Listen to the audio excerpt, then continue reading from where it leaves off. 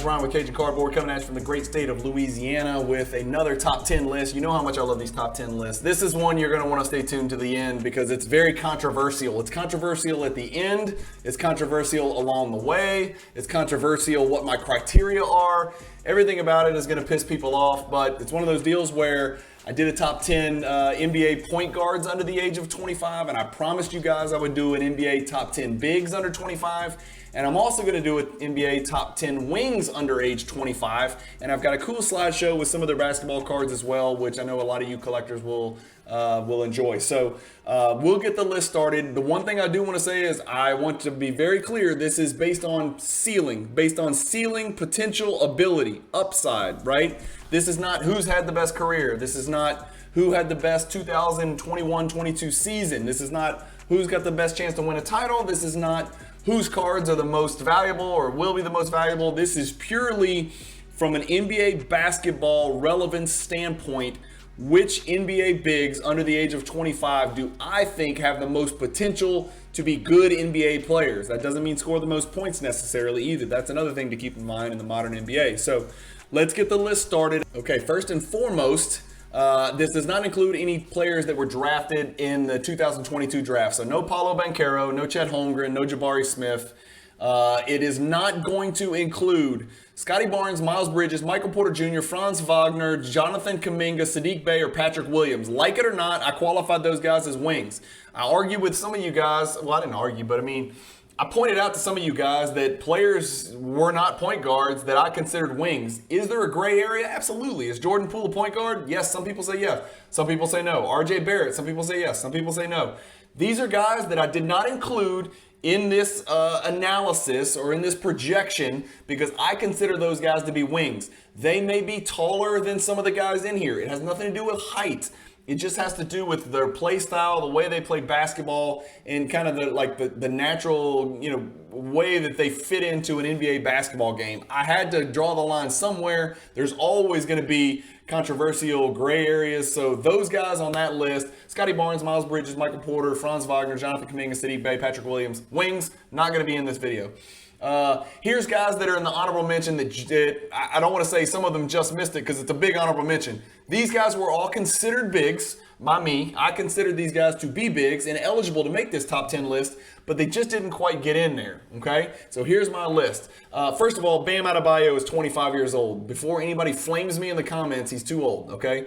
But here's the honorable mention that were qualified. Lauren Markkanen, Naz Reid, Jackson Hayes, Alperen Şengün, who I really like as a young big in Houston, even though nobody watches them because they're horrible. Isaiah Jackson, Isaiah Stewart, Obi Toppin, Precious Achiuwa, PJ Washington, Rui Hachimura. Some people are going to allege that he should be in the top 10.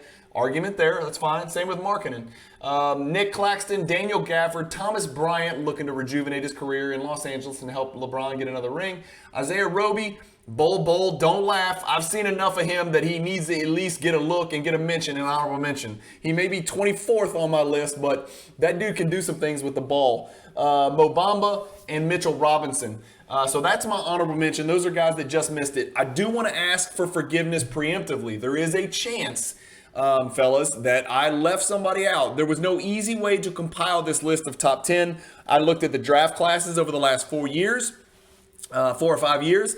I looked at stats and sorted by rebounds, blocks, PER, field goal percentage, points. I tried to make doggone sure that I threw a cast net around anybody and everybody that should be considered. So if I have a glaring player that is clearly a top 10 player that I missed, I apologize. I don't know how many more hours I could have spent looking at this crap. If I missed somebody, I missed somebody. Let me know in the comments. But those are guys we're all considered. So those should be the guys that were just on the outside looking in. All right, let's get cranking here. So the one thing I did want to draw your attention to is this right here. I wanted to show you, this is the 2021 and 2020 All-NBA rookie teams, first and second team. And if you look at this list, only Evan Mobley and Isaiah Stewart are the only two bigs out of the last two full first and second team NBA all-rookie teams. And so that just kind of gives you an indication of how lean bigs are in the NBA. Now, I mentioned it earlier, I didn't consider Sadiq Bey a big. I didn't consider some of these other borderline guys bigs, okay? So I got Mobley and I've got Isaiah Stewart considered true bigs, right? I don't consider Patrick Williams a big. I think he's more of a wing. I don't think he's a power forward. I don't think he's a center for sure. So, but one thing that I did note real quick is that the 2022 draft is loaded, right? With Chet and Paolo and Jabari and then a couple other guys even behind them.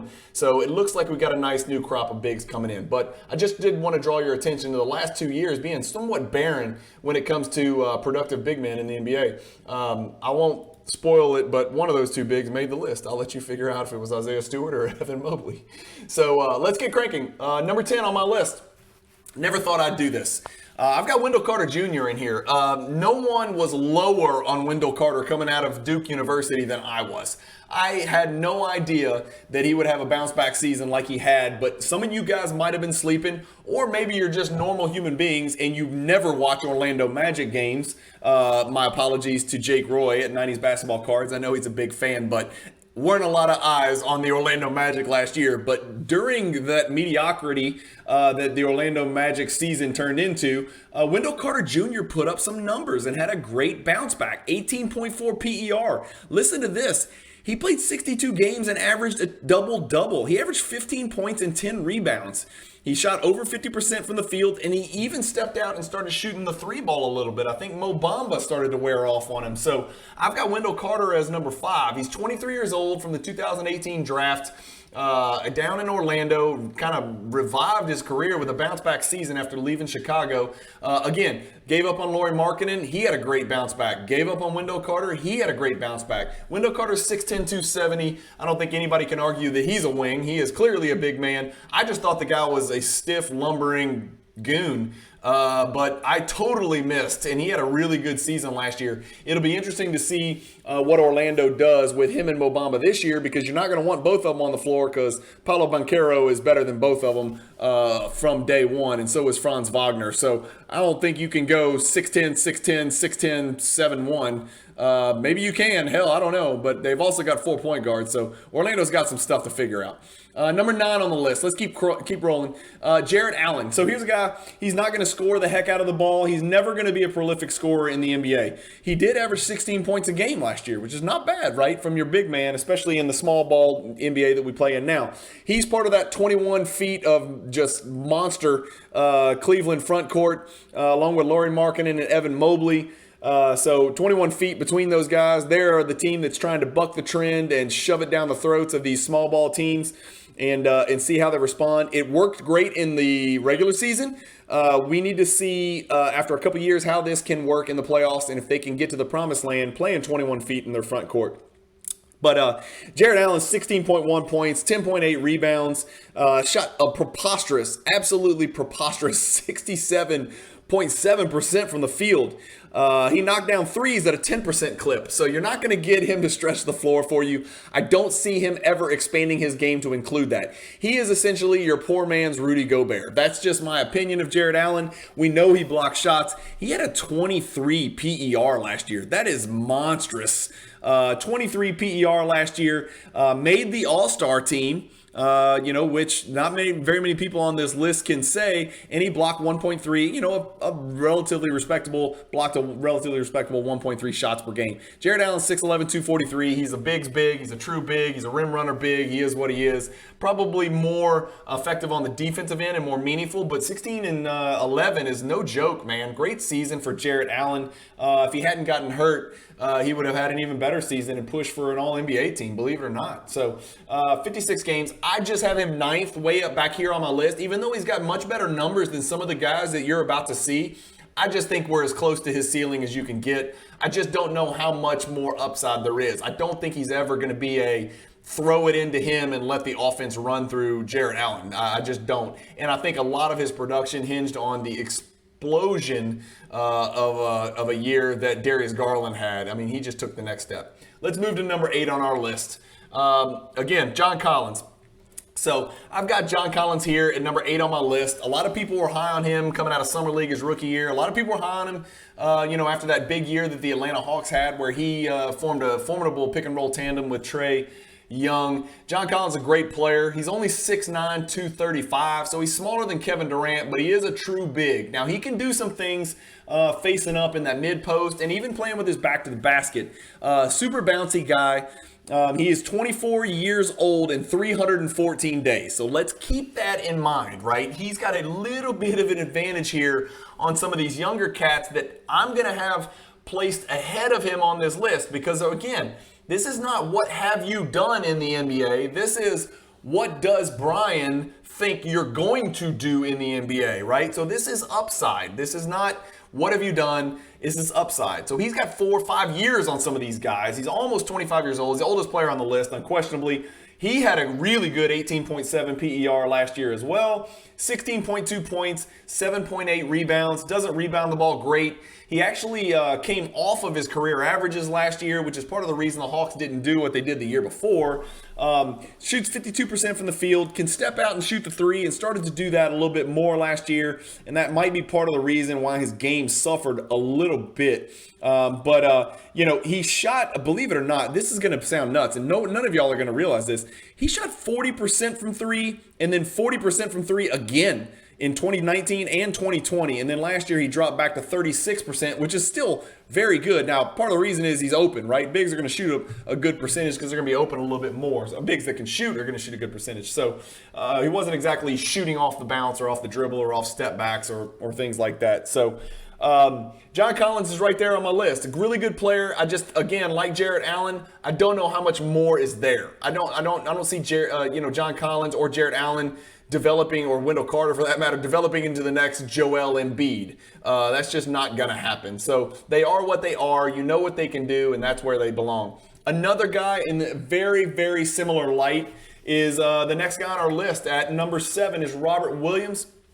One of the greatest nicknames of all time, the Time Lord. I still don't even know why he's called the Time Lord, but that's creepy and intimidating. I actually recruited Robert Williams when he was a high school basketball player up near Shreveport, Louisiana, and actually in Northwood, Louisiana. He was a mystery. No one could get to him. I could not get in touch with him. His people had him protected.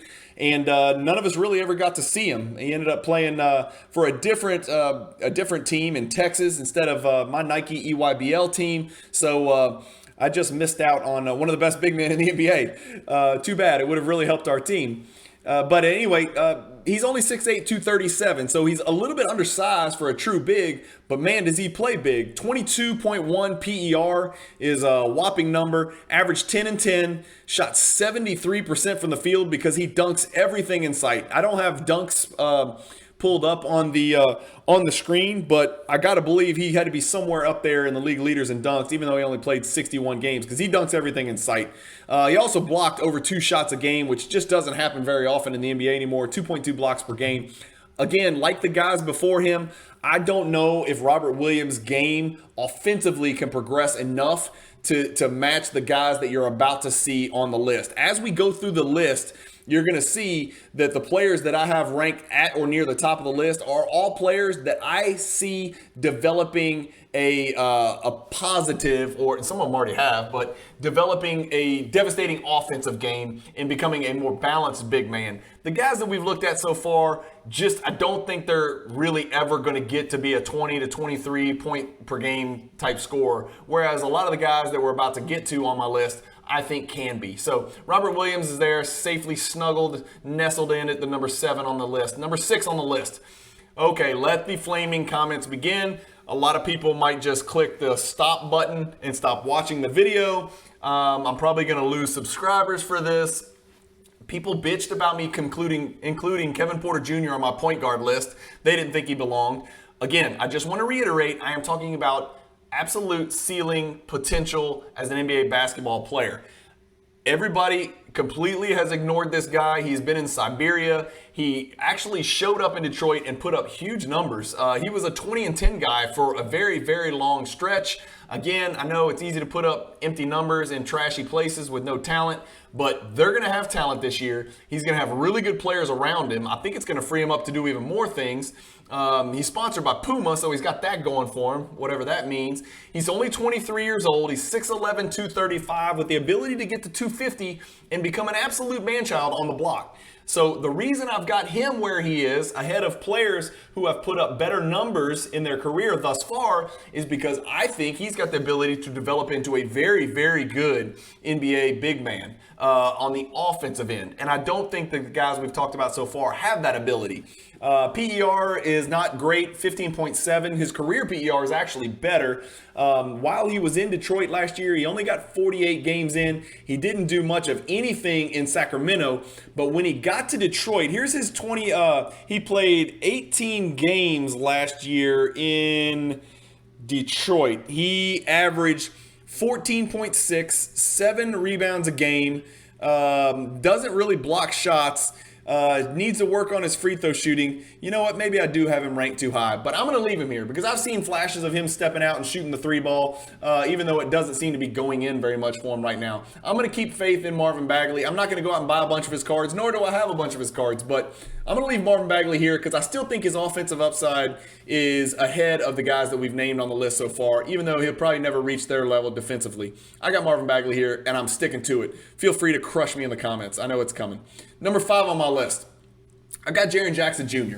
So Jaren Jackson Jr. is a great example of somebody who, thinks he needs to play offense, but I'm not really sure he does. He shot a ton of threes for a big man, a true big man, and I think this is the problem. In 2019, he decided, I'm going to take a hell of a lot of threes. He took 6.5 threes per game, and he shot a really good percentage. He shot 39.4%, which is really good, despite the fact that he releases the ball at his nipples like a middle school girl basketball player.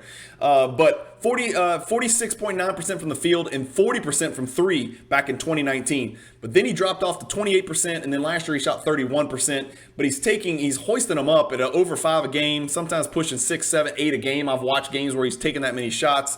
I think he thinks he's an offensive player, but I'm not really sure he is yet. He did have a huge jump last year in his block shots per game, and I think people took notice. And there was even some rumors about, defensive player of the year talk and things like that. I don't know about that. That might be a little bit overblown. But 2.3 blocks a game is a hell of a lot of blocks. I think that led the league in blocks, to be quite honest with you. I'm not sure. I probably need to double check that. Somebody check that for me. But 2.3 blocks per game, 16.3 points per game. He only rebounds the ball at 5.8. It's just not good enough. That's less than Bagley has rebounded in any of his seasons in the NBA. So I've got Jaren Jackson on here just because he's so much better than Bagley at defense, and he's okay at offense. I got something in my throat. I think Jaren Jackson could probably push that 20 points per game mark, but let's just see, right? So that's where I got Jaren Jackson, kind of nestled right there in the middle at the number 5 spot. Number 4, I saw enough in Summer League, and I've seen enough in his grassroots stuff. This dude is not normal. James Wiseman is something. For those of you who have not been paying attention because he's been, he hasn't really played in the NBA yet, this is somebody you need to pay attention to. James Wiseman is the real deal. As you can see on the screen, he's only 21 years old, and he's already 7 foot 240. So body, check. Age, check. Ability to step out and shoot the three, check. I saw it in Summer League. Ability to dunk every single thing in his path, yes, absolutely. And he looked like he had a little bit of a mean streak. He might be pissed off that the entire world has forgotten about him. And he's already got a ring. I'm just kidding about that. He does have a ring, but he really didn't have much to do with it. But he fills a huge void for the Warriors. There'll be a lot of attention on him, a lot of eyes on him. His cards are going to go up, even though I am the person who says, do not invest in big men. That's just like my one rule, unless his name is Shaquille O'Neal. So I personally don't own a single James Wiseman card, and I probably never will. But that's not what this list is about. This list is about who is going to be the best big man on this list in 4, 5, 6 years. And I think James Wiseman has a great chance to be at or near the top of that list. One interesting note is one of his nicknames is Big Jim, which is really cool. Really cool nickname for a 7 foot, 240 pound guy. Big Jim. Anyway, so James Wiseman fits there nicely, and it's based on a very small glimpse of what I saw in Summer League. He looks perfectly healthy. Let's see how much the Warriors utilize him and how many minutes he gets on that team that likes to play small ball so much. My guess is he may not finish games, but he's going to play a prominent role in getting them a lead going into the fourth quarter. Number 3 on the list, Evan Mobley. And this is where it got kind of tough, right? Because you haven't seen enough of Evan Mobley or James Wiseman to really figure out where they belong. A lot of people like to make Anthony Davis comparisons when they talk about Evan Mobley. It's tough because Anthony Davis is a transcendent talent. Call it, bitch about him, harass him, be derogatory, all you want with Anthony Davis. But when Anthony Davis was healthy and engaged and cared, he was an MVP candidate and a top 5 player in the world. Do I think he's there anymore? No, because I don't think he cares enough. And he's extremely brittle. But that comparison is there. I see it because Anthony Davis was also very slight when he came into the league, and he was also very versatile and could step out and shoot mid-range jumpers from day one. Mobley can do the same thing. He did not shoot the ball very well from three-point land, but he showed a willingness to actually take them. So he took about 1.7 threes per game. He only shot it at about 25%, so 1 of every 4 went in. That ain't going to cut it, but I saw enough, and his stroke looks clean. It looks like he's gonna get there. He averaged 15 points, 8 rebounds, 2.5 assists, and shot 50% from the field. Needs to work on his free throws, but he's an undeniable talent. Everybody saw, what they needed to see. He really excelled on the defensive end, blocked 1.7 shots per game, and stole it almost one time a game at 0.8 per game. I like him. His effective field goal percentage was over 50%. His field goal percentage was over 50%. So he checks a lot of boxes. He's got great length. Here's the issue. He's 21 years old. When he's 25, guys, he's going to be 7 foot 240. So think how much that changes the game, right? He's 7 foot 215. He weighs less than most wings. When he's 7 foot 240, he's going to be a huge problem. He's going to be able to turn his back in the post. He's going to be able to bounce people off. He's going to dunk things around the rim that he can't dunk right now. So, again, upside galore. I got Evan Mobley at number 3 on my list. All right, number 2.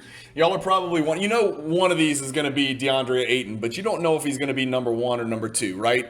We haven't seen DeAndre yet. We know he's not honorable mention. We know he's got to be on the list, so he's either 1 or 2. And this is where it's going to get a little controversial, and all the haters are going to come out of the bushes and go flame us in the comments. I've got DeAndre Ayton at number 2.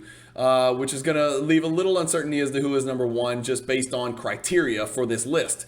DeAndre Ayton, age 24, right? So he's a little bit older than you thought. He looks like he's 54, but he's got the body of a 24-year-old. The dude is yoked and put together and checks every box when it comes to the eye test. 6'11", 250 animal, 2018 rookie, all-rookie team. Like I said, he's 24 years old. 21.9 PER, really upped his defensive game last year and his offensive game last year. Averaged 17 and 10, which is about as good as it gets on this list. Shot 63% from the field and a very respectable 75% from the free throw line. Has not yet decided he's going to step out and take any threes. He took 0.3 a game, which is 1 every 3 games, which is about, 20 a game, 20 a season. So he's not going to be the guy that does that. I don't think he's ever going to really transition to that. Obviously, he'd be a superhero if he could do that, but I think he's a true big and he's going to stay where he belongs. So 17 points, 10 rebounds a game. Remember, just 2 years ago, he was 18 and 11. But his block shots is the thing that really concerns me. I don't really understand it because he's not a bad position defender. He's starting to figure out how to play defense in the NBA, but 0.7 blocks a game. He blocked 1.5 a game when he was 21, and then at age 23 last year, he blocked half as many. So I'm not sure what's going on. Maybe it's a shift in the way that the Phoenix Suns play defense. Or maybe Michael Bridges just blocks everything before it gets to DeAndre Ayton. I'm not sure what the problem is there, but durability is his issue, right? So he's played 71, 38, 69, and 58 games. So we got to get DeAndre Ayton healthy and on the floor, which is obviously going to be a concern for number 1 on our list, which some of you may have figured out, and some of you might say, WTH, he's only 6'6". I've got Zion number 1. And I've got Zion as a big because he can't dribble a basketball. He's 1 or 2 dribbles max. He is a post player. He does all of his damage at or near the rim or in the mid post at the very least with floaters and up and unders and spin shots and layups. I've got him considered a big. You may not consider him a big, and if you don't, then that means DeAndre Ayton could be number one for your modified version of my list. But I consider Zion Williamson a big because he weighs 284 pounds. And he plays that position, unquestionably. So he's a clear-cut 4. He's not a wing. Ingram, Herb Jones, and those guys are the wings. And Zion plays the true power forward position. He doesn't take a lot of threes. Is another reason I categorize him as a big. He takes 0.6 threes per game, and he can't make them at all. But what people tend to forget is that 2 years ago, this guy was an NBA All-Star. 2 years ago, this guy averaged 27, 7, and 4 and shot an effective field goal percentage of 61%.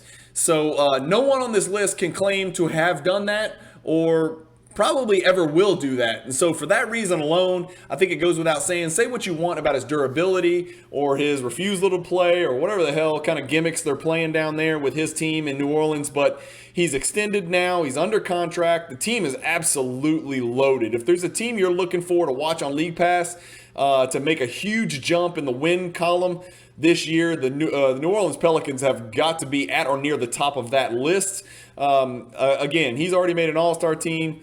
And he's just as talented as it gets. I think who else on this list? I'm scrolling back real quick to see who else on the list has even made an all-star team.